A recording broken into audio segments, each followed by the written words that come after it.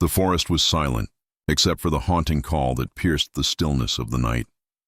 Somewhere between the shadows of the pines and the silver glow of the moon, an owl watched. To most, it's a simple sound, a bird calling into the night. But to the native tribes of North America, it was something else entirely. A warning, a whisper from the spirit world, a messenger between life and death. Tonight we journey deep into Native American lands, into stories told for centuries, to uncover why the owl was never just a bird, but a spirit messenger. Across the vast lands of North America, from the deserts of the Hopi to the forests of the Cherokee, owls were seen not as creatures of the night, but as voices from beyond. They were omens, guides, warnings. Each tribe had its own legend, but all shared one belief. When an owl called your name, something powerful was about to happen. Some said it meant death was near. Others said it meant a message from the ancestors. And yet others believed the owl carried the spirits of those who still walked among them. But why? Why would a creature so graceful, so silent, be linked to fear and the afterlife? To find the answer, we must return to a time before cities, before machines, when humans lived under the stars, and every sound in the dark had meaning. For Native Americans, the night wasn't something to be feared, it was alive. The moon, the stars, the wind, the animals, all carried messages from the Great Spirit. Among them, the owl stood apart. It moved unseen. It heard everything. It saw everything. The Hopi people of the Southwest called the burrowing owl Koko. To them, it was the guardian of the underworld. They believed owls protected the souls of the dead and warned the living when spirits drew near. The Apache told stories of warriors who returned as owls, their souls reborn to protect their people in times of danger. When a warrior died bravely, an owl's cry in the distance was a sign that his spirit had crossed safely into the next world. But not all tribes saw the owl as a friend. The Navajo believed the owl's cry was a dark omen. They said the bird carried messages of death from witches, spirits who could travel between worlds.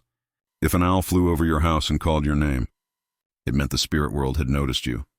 These stories may sound like superstition, but they were part of something deeper, a belief system where nature and spirit were one. And in that world, the owl wasn't evil or good. It was balance. It was the bridge. In 1878, an English explorer named Thomas Bateman recorded a strange encounter in the plains of Oklahoma. He wrote of camping near a Cherokee village where, every night, the same owl perched on a dead tree outside his tent.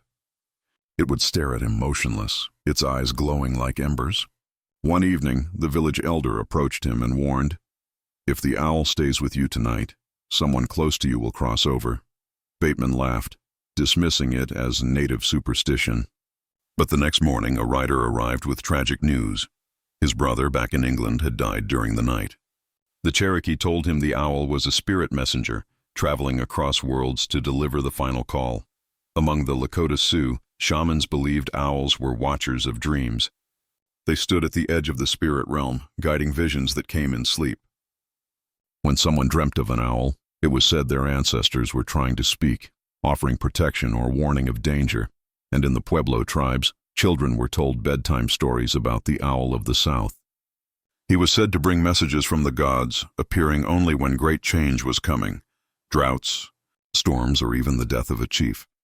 For centuries, these beliefs shaped the way people lived, how they hunted, how they prayed, how they understood death.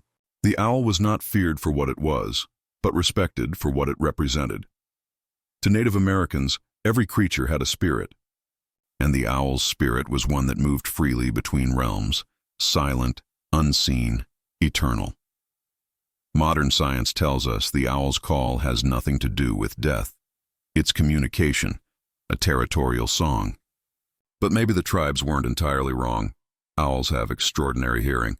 They can detect the faintest heartbeat of a mouse from yards away. They see in near-total darkness, navigating with precision even the human eye can't match. To people living in harmony with nature, long before electricity or clocks, such power was supernatural. So perhaps the belief didn't come from fear of death, but from awe. The owl symbolized a truth humans have always felt, that the world we see is not the only one that exists. Across generations, Shamans, storytellers, and dreamers believed the owl saw beyond the veil, into the realm of spirits and memory. And when it called, it wasn't predicting death.